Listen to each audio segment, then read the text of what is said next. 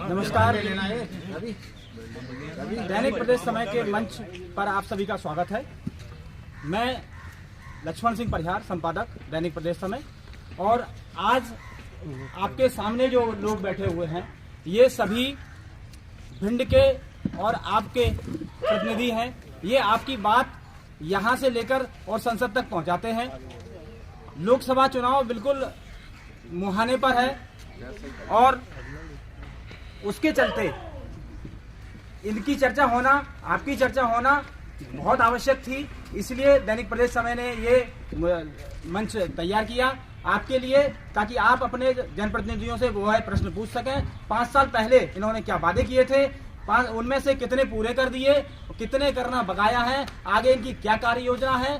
क्योंकि भिंड आज की तारीख में भी मध्य प्रदेश की जो प्रति व्यक्ति आय है उससे नीचे है। भिंड की आय, भिंड की प्रति व्यक्ति आय मध्य प्रदेश की आय से नीचे है। पूरे भारत में प्रति व्यक्ति आय 2,03,000 है, मध्य प्रदेश की 1,40,000 है, लेकिन भिंड की प्रति व्यक्ति आय 1,17,000 है। क्यों? लगातार भाजपा शासन में रही है, इसलिए भाजपा से ज्यादा प्रश्न पूछे जाएंगे। आपके प्रश्न है, आपको पूछना है, आपका विकास है, आपको इनको घेरना है। बाकी मैं मंच पे बैठे सभी लोगों का परिचय दे दूं। सबसे पहले संदीप मिश्रा जी कांग्रेस सेवा दल से हैं, जिलाध्यक्ष हैं कांग्रेस सेवा दल से। अर्पित मुदगल जी हैं, भाजपा के मीडिया प्रभारी हैं। रोहित करैया जी हैं, विधानसभा मीडिया प्रभारी भारतीय जनता पार्टी। इसके अलावा आजाद समाज पार्टी से भूपेंद्र सिंह जी कराना, जो अभी ग्वालियर पूर्व से महंगाव से प्रत्याशी भी थे, महंगाव से थे।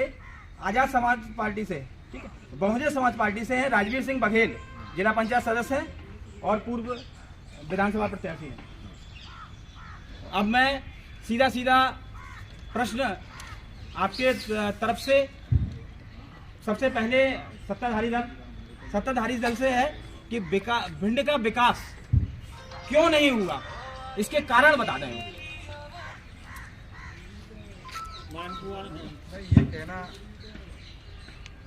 ये कहना सरासर गलत है कि भिंड का विकास नहीं हुआ। भिंड और जब अविकसित हुआ था तब आपको ध्यान में होगा 2003 के पहले जब कांग्रेस की सरकार हुआ करती थी तो यहाँ रोड में गड्ढे थे कि गड्ढे में रोड थी ये पता नहीं।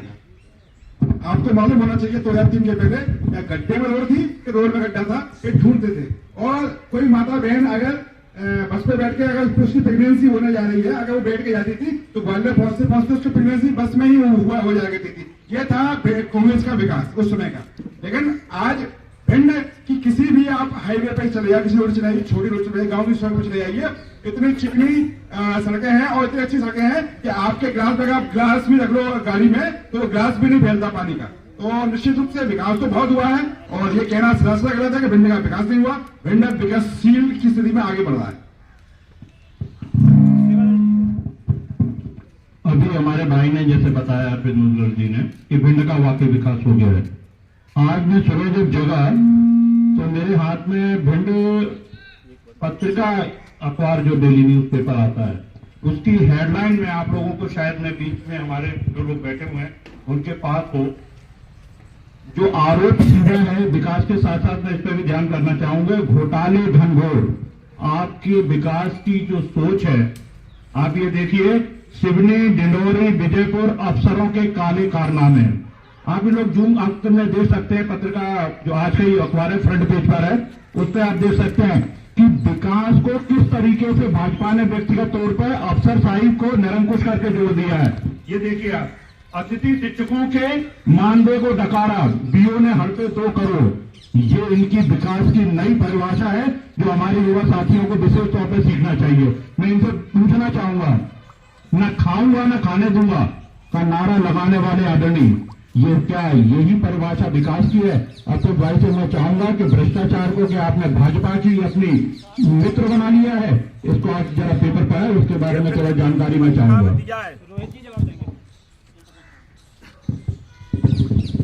नमस्कार। पहले तो मैं अपनी मेहगांव में डिबेट हो रही है, मेहगांव की जनता का आभार व्यक्त करना चाहूंगा जिन्होंने ऐतिहासिक अपना आशीर्वाद भारतीय जनता पार्टी को विधानसभा चुनाव में दिया है। उसके लिए आपने कांग्रेस के मित्र का मैं जवाब देना चाहूंगा। आज वो लोग भ्रष्टाचार पे ज्ञान दे रहे हैं जिनके खुद के पार्टी के शीर्ष नेता, जिनके पार्टी के प्रधानमंत्री आदरणीय राजीव गांधी जी ने स्वयं स्टेटमेंट दिया था कि मैं 1 रुपए वहां से भेजता हूं, भेजते भेजते नीचे 10 पैसा पहुंचता है। आज हमारे देश के यशस्वी प्रधानमंत्री श्रीमान नरेंद्र मोदी जी, विश्व के लोकप्रिय नेता, आज जब उन्होंने जनधन खाता खुलवाया था तब यही कांग्रेस मित्र मजाक उड़ा रहे थे कि जनधन खाते का क्या होगा, हंसियां उड़ा रहे थे, क्या मोदी ये क्या करने जा रहे हैं, खातों में पैसे नहीं है। आज लोगों के खातों में पैसे भी आ रहे हैं और सरकार 1 रुपए डालेगी वहां से तो पूरा 1 रुपए बैंक खाते में आता है, बीच में कोई दलाल नहीं, कोई कुछ नहीं। इनकी स्थिति क्या थी? आज हमारे मोदी जी की सरकार है, किसी भी मंत्री पे कोई दाग हो तो बता दीजिए, प्रधानमंत्री पे कोई झूठा आरोप भी हो तो आप बता दीजिए। इनकी ये स्थिति आ गई थी कि कोयला घोटाला, कॉमनवेल्थ घोटाला, सारे इनके केंद्रीय मंत्री आदि से ज्यादा जेल में पहुंच चुके थे। ये नौबत थी कि कांग्रेस पार्टी की कैबिनेट जेल में होने वाली थी, वो आज भ्रष्टाचार पे ज्ञान दे रहे हैं। भूपेन जी आप कुछ सत्ताधारी दल से पूछना चाहेंगे? सत्ताधारी दल से पूछना क्या है, सत्ताधारी दल को नमन करने का मन है आज, और नमन इस बात पे करना चाहता हूं कि मोदी है तो सब मुमकिन है।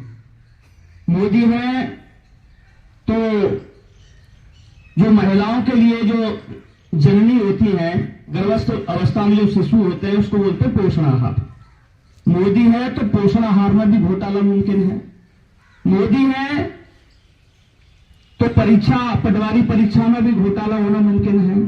मोदी है तो किसानों में लाठियां पड़ना भी मुमकिन है। मोदी है तो भ्रष्टाचार होना भी मुमकिन है, और मोदी है तो विपक्ष खत्म होना भी मुमकिन है। इसलिए तो कहते हैं मोदी है तो मुमकिन है।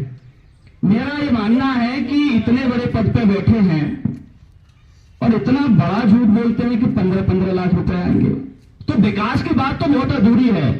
पहले तो इतने उच्च पद पे बैठने के बाद, इतने पद पे आसीन हमारे देश के यशस्वी प्रधानमंत्री जिन्हें हम कहते हैं, इतना बड़ा झूठ बोलना उनके लिए बहुत बड़ा गुनाह है। दूसरा, आज ही मैंने एक वीडियो डाला है अपने, उस पर आप सभी साथी देख सकते हैं। 1980 में हमारे देश के पूर्व प्रधानमंत्री माननीय अटल बिहारी वाजपेयी जी, उन्होंने एक बहुत बढ़िया भाषण दिया है, और उस भाषण में वो किसानों का पुरजोर समर्थन कर रहे हैं। उनका कहना है कि किसानों पे अगर कोई भी आपदा विपदा आती है तो मैं उनके साथ लड़ने को और उनके साथ चलने को, कंधे से कंधा मिला के उनका पुरजोर तरीके से समर्थन करने को तैयार हूं, जब कांग्रेस की सरकार हुआ करती थी। आज उसी भाजपा, जिसके माननीय श्रद्धेय अटल बिहारी वाजपेयी जैसे प्रधानमंत्री हुआ करते थे, आज उसी भाजपा के प्रधानमंत्री माननीय मोदी जी हैं, और किसानों के ऊपर जो अत्याचार पिछले लगातार 2 सालों से आपने देखा है, वो क्या काबिले तारीफ नहीं है? तो अगर कुछ समय की हम सत्ताधारी दल के नेताओं से बात करेंगे तो शायद झड़ी लग जाए। आज हम, चूंकि एजेंडा हमारा भिंड के विकास का है, तो भिंड का विकास कैसे हो और भिंड का विकास सत्ताधारी दलों के द्वारा क्यों नहीं किया गया, इस पर अगर बहस करेंगे, बात करेंगे तो ज्यादा उचित होगा। तो मेरा मानना यह है कि हमारी विधानसभा का, हमारे जिले का बड़ा दुर्भाग्य है।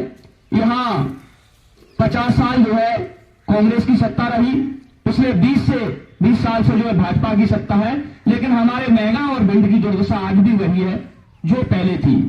हमारे सामने एक बदरिया जी बैठे हुए हैं, हमारे भाई है, वो 6 लेन रोड की मांग कर रहे हैं।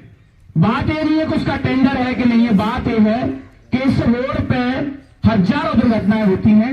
ये मांग जो हमारे सार्वजनिक तौर पे जो लोग कर रहे हैं, जनता जनार्दन कर रही है, वो मांग जनप्रतिनिधियों को करना चाहिए, और इनके साथ कंधे से कंधा मिला के इस क्षेत्र के विकास के लिए जो भी पॉसिबल है, मुमकिन है, उसको साथ लेके चलना चाहिए। धन्यवाद। जी, क्या कहेंगे अमित जी इस बारे में? नहीं, हमारे जो काबिल मित्र हैं, इन्होंने जो कहा है ये सरासर बेबुनियाद है। इनका मूल मुद्दा तो विषय भटकाने का है। यह केवल आम जनता को, किसान को, युवाओं को, नौजवान को, बहनों बेटियों को सिर्फ बरगलाते रहे। इन्होंने खैर अब इनका तो कोई दोष ही नहीं है, अभी तो इनको मौका ही नहीं मिला, अभी तो ये तो शुरुआत कर रहे हैं।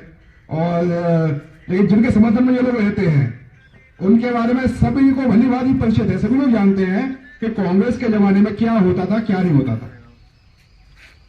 बिजली तो गुल थी, महिला सम्मान की बात करने वाले कोई सम्मान तो नाम की कोई चीज नहीं थी। महिलाओं को कभी इन्होंने बराबरी के पर आने का मौका नहीं दिया। भारतीय जनता पार्टी ने महिलाओं के सम्मान बढ़ाने के लिए, महिलाओं को बराबरी का दर्जा देने के लिए पहले 33% आरक्षण दिया, आज लगभग 45% आरक्षण महिलाओं के सम्मान के लिए दिया जा रहा है। आज जो छोटे छोटे अपने चुनाव होते हैं वार्ड पार्षद के या ग्राम पंचायत के या जो जनपद जो जिला पंचायत के चुनाव होते हैं, उनमें कहीं ना कहीं महिलाओं के लिए बराबर का हिस्सा है। तो आज कम से कम बहन हमारी आगे निकल सकती है। तो ये सब इनके जो आरोप है ना, ये आरोप बेबुनियाद है। इनके पास कोई भी मसाला नहीं है, कोई भी इस प्रकार की बात नहीं है, क्योंकि ये कभी विपक्ष में है ही नहीं। इनको सत्ता की आदत रही है, तो सत्ता लोलुप लोग हैं और ये सत्ता के लालच में भटकते फिर रहे हैं। इनके पास किसी प्रकार का कोई एजेंडा नहीं है। आज विपक्ष में भी आप देख रहे हो तो ढंग से विपक्ष में बैठने लायक भी नहीं बचे। जनता ने इनको ऐसा नकार दिया है कि शायद ये इनको आगे आने वाले लोकसभा चुनाव में आपको यहां से देखने को मिलेगा आपको कि 370 भारतीय जनता पार्टी की पार होगी और एनडीए की 400 पार होने जा रही है और इन कांग्रेसियों को शायद ही कोई सीट मिल पाए। ये जनता जवाब देगी इसका। रेस्ट हाउस में राजवीर जी भी अपने पिंड के विकास के संदर्भ में कुछ पूछना चाहें तो बात कर सकते हैं। सबसे पहले हम आपके चैनल को बहुत बहुत धन्यवाद देना चाहेंगे और यहाँ पर उपस्थित मेहगांव विधानसभा पूरे भिंड जिले की समस्त आमजन यहाँ पर उपस्थित हैं, उन्हें नमन करते हैं। देखिए, विकास की बात कायदे से कहा जाए तो वैसे भारतीय जनता पार्टी काफी वर्षों से यहाँ पर सरकार चला रही है, केंद्र में भी चला रही है, यहाँ पर भी चला रही है। अब जैसा कि हमारे काबिल नेताजी जिन्होंने कहा कि हमारी सरकार बहुत अच्छी चल रही है, विकास पे विकास हो रहे हैं, यहाँ पर रोडें बहुत अच्छी बनाई जा रही हैं, चिकनी चिकनी रोडें हैं। मुझे ये बताइए कि जो रोडें आपने बना दी उनकी गिनती कर रहे हैं और जो रोडें आपने नहीं बनाई है उनकी गिनती कौन करेगा, उनके लिए आवाज कौन उठाएगा। आज बहुजन समाज पार्टी से हम मेहगांव विधानसभा से चुनाव भी लड़े और वर्तमान में जिला पंचायत के सदस्य भी हैं। तो हम गांव-गांव जाकर देखते हैं, लोगों की समस्याएं सुनते हैं, आवाज उठाते हैं और आवाज उठाने के बाद कहीं इक्का दुक्का अगर रोडें बन जाती हैं तो सरकार में बैठे नेतागण नारियल तोड़ने चले जाते हैं कि ये रोड हमने बनाई है, आवाज है कोई उठा रहा है। लेकिन हम ये कह रहे हैं चलो कोई दिक्कत नहीं, सिरे आप ले जाओ, लेकिन जनता के लिए विकास तो करिए। देश 75 से 77 साल लगभग हो गई आजाद हुए और मैंने ऐसे ऐसे गांव देखे हैं जिन गांवों में रोडें नहीं है, बिजली नहीं है, पानी नहीं है, मूलभूत सुविधाओं से वंचित हैं। उनकी आवाजें कौन उठाएगा। ये सही बात है कि विपक्ष जब जब कमजोर होता है, सत्ताधारी पार्टियां उतना ही भ्रष्टाचार करती हैं, उतनी ही तानाशाही होती है। तो ये सही बात है, लेकिन इनकी गुंडागर्दी और सत्ता में बैठे ये ताकतवर लोग ये आम जनता की आवाज को दबाने का काम करते हैं। रही बात ये 400 पार करने की बात करें या कितनी भी सरकारें अपने मुंह बोले उतनी सरकारें ले लेती हैं, तो ये कहीं ना कहीं ईवीएम का भी घोटाला है। ईवीएम जब तक रहेगी तब तक ये सरकारें बनाते रहेंगे, क्योंकि ईवीएम का रिमोट कंट्रोल इनके हाथों में है और उन्हीं की दम पर ये अपने विश्वास जनता को दिखाकर एक आंकड़ा बताते हैं और उसी आंकड़ा को ये पार कर जाते हैं। क्या ये ऐसा अभी तक कभी हुआ नहीं है कि जिन्होंने मुंह से बता दिया और उतनी सीटें आई हों। ये इनको पता रहता है कि हमें कितनी सीटें जीतना है और कितना ईवीएम के अंदर करेक्शन करना है। इनके ईवीएम के इनके पास रिमोट कंट्रोल होता है कि उतनी ही सीटें जीत लेते हैं जितने इन्होंने बोला है, वादे किए हैं। तो ये सारी चीजें हैं, आप देख रहे हैं। और विकास के नाम पर आप देख रहे हैं कि युवा कितने पढ़े लिखे युवा होकर भी बेरोजगार घूम रहे हैं, नौकरियां खत्म कर दी, निजीकरण कर दिए हैं। तो ये जो मूलभूत सुविधाएं हैं, रोजगार हैं, युवाओं को नहीं मिलेंगे तो देश कैसे आगे बढ़ेगा। देश की जीडीपी आंकड़ों में दिखा देते हैं कि 0 बैलेंस से खाते खुलवा दिए पूरे देश में, तो दिखा दिए कि भैया इकोनॉमी बढ़ रही है, उसमें 10 रुपए भी जा रहे हैं, 1000 रुपए भी जा रहे हैं, तो वो इकोनॉमी दिखाने के लिए खाते खुलवा दिए। ये सही नहीं है। सही ये है कि उनको रोजगार दीजिए, उनको काम दीजिए, उनको नौकरियां दीजिए, तब विकास की धाराएं कहीं ना कहीं आगे बढ़ेंगी और देश आगे बढ़ेगा। हम तो ये समझते हैं। बाकी का इनके पास ज्यादा ढोल है तो ये ढोल ज्यादा बजाएंगे, हम लोगों के पास अभी ढोल नहीं है, क्योंकि ये ताकत और बेईमानी से सत्ता पर काबिज हो गए हैं। इसलिए हम अपने नेताजी को कहते हैं कि कहीं ना कहीं जनता के बारे में सोचिए अपने, और देश को चलाने के लिए इन्होंने 2-3 लोग चुन लिए हैं, चाहे अंबानी जी हो चाहे अडानी हो, उनको ही लोन देते हैं, उनके ही लोन माफ कर देते हैं। और किसानों की बात आती है तो सड़कों पर दर की ठोकरें खा रहे हैं, लाठियां खा रहे हैं। एमएसपी की बात आए तो आज उनके एमएसपी पे बात नहीं करना चाहते हैं तो समझौता कर लो। कोई 1-2 चीजें उनको दाना डालने के लिए, यहाँ के किसानों पे ज्यादा जमीनें नहीं है, यहाँ के किसान सड़कों पे नहीं उतर पा रहे हैं, और जो किसान बड़ी संख्या में जिनके पास सैकड़ों एकड़ जमीनें हैं वो सड़कों पर उतर रहे हैं, तो उनको लाठीचार्ज किए जा रहे हैं, दिल्ली में घुसने नहीं दिया जा रहा है। ये देश की दुर्दशा है, आप समझिए। संदीप जी भी कुछ पूछना चाह रहे थे सत्ताधारी दल से, संदीप जी पूछ लेंगे, फिर आप रोहित दोनों के जवाब दें। अभी हमारे भाजपा के प्रवक्ता अर्पित जी ने बताया कि किस तरीके से देश प्रगति कर रहा है, किस तरीके से महिलाओं का सम्मान बढ़ रहा है, किस तरीके से युवाओं को रोजगार मिल रहा है। अभी सब ये किस तरीके से भिंड की रोडें हमारे संसदीय कार्यकाल में बन रही है। चिकनी जैसा शब्द शायद इस्तेमाल किया है उन्होंने।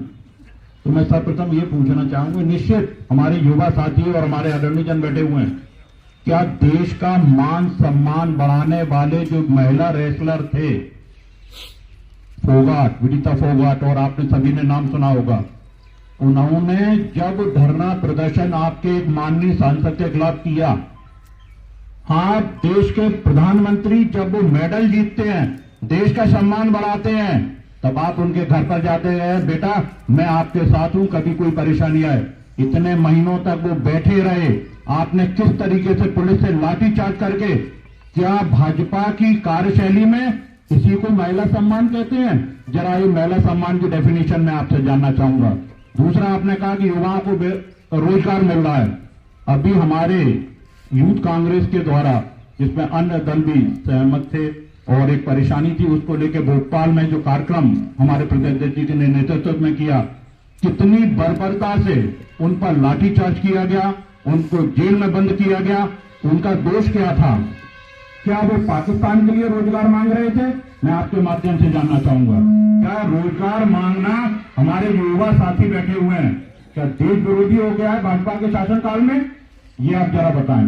तो अभी चूंकि भिंड के विकास को लेकर बात हो रही थी, मैं उसकी जरूर, आप सभी ने सुना भी होगा, देखा भी होगा, और मैं आपसे जानना चाहूंगा कि नल जल योजना सभी गांव में, मैं जानना चाहूंगा सभी गांव में चल रही है?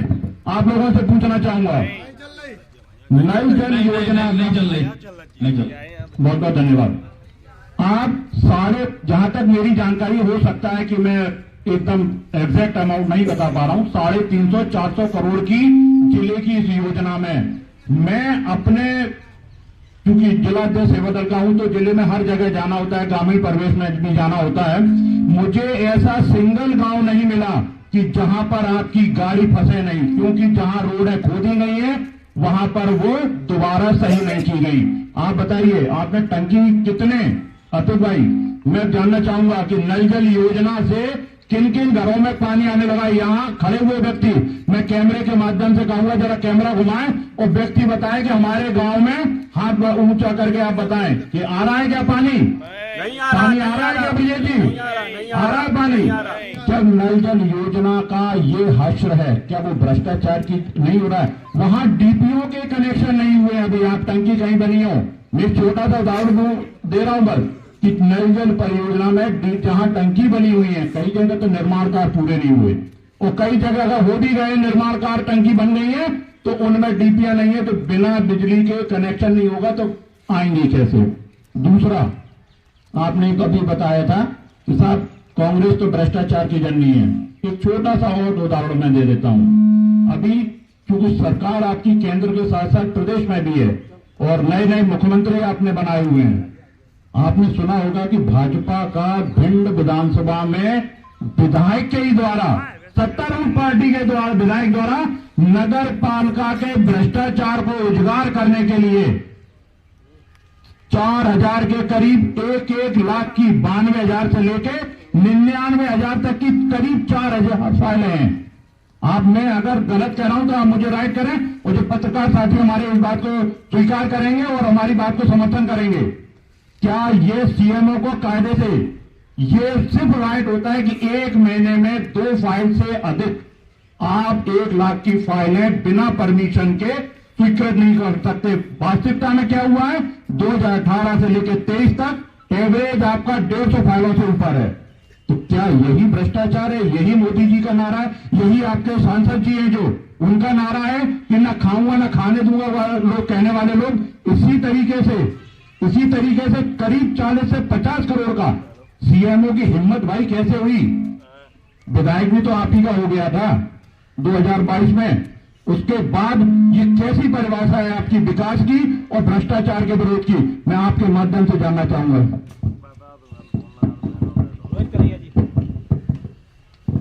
पहले मैं राजवीर जी का बयान जवाब देना चाहूंगा। हमारे राजवीर जी कह रहे थे कि रोडें सड़कें बनी नहीं है।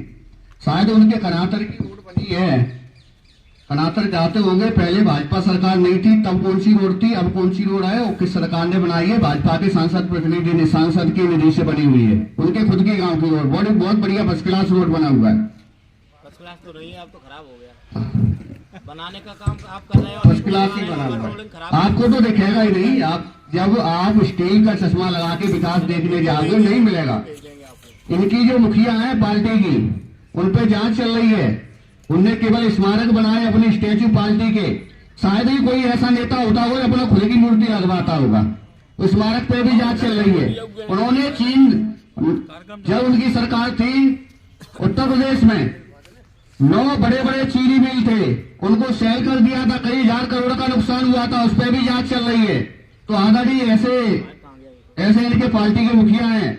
दूसरे हमारे कांग्रेस के मित्र महिला सम्मान पर ज्ञान दे रहे थे। आपको बता दें, इनके नेता हैं अधीर रंजन जी। उन्हें कांग्रेस पार्टी को इतना बुरा लग गया, भारतीय जनता पार्टी ने, माननीय प्रधानमंत्री जी ने, हमारी सरकार ने एक दलित आदिवासी महिला को राष्ट्रपति जैसे पद पर पहुंचाया, तो इतना बुरा लग गया इनके कांग्रेस के नेता अधीर रंजन जी लोकसभा में सबके सामने भाषण देकर उनको राष्ट्रपत्नी कहकर अपमानित करते हैं। राष्ट्रपत्नी उनको कहा। यह महिला सम्मान की बात दे रहे हैं। अभी भी हाल ही में आपने सोशल मीडिया पर जो वीडियो वायरल हो रहा है आपने देखा होगा, आदरणीय दिग्विजय सिंह जी का। वो एक महिला कांग्रेस की कार्यकर्ता है, उसको कितने सम्मान पूर्वक धक्के मारकर उसको अपने बंगले से बाहर निकाल रहे हैं। यह महिला सम्मान की बात कर रहे हैं। दूसरी बात, नल जल योजना की बात कर रहे थे। ये खुद तो कोई ऐसी योजना लेके आ नहीं पाए अपने जीवन काल में।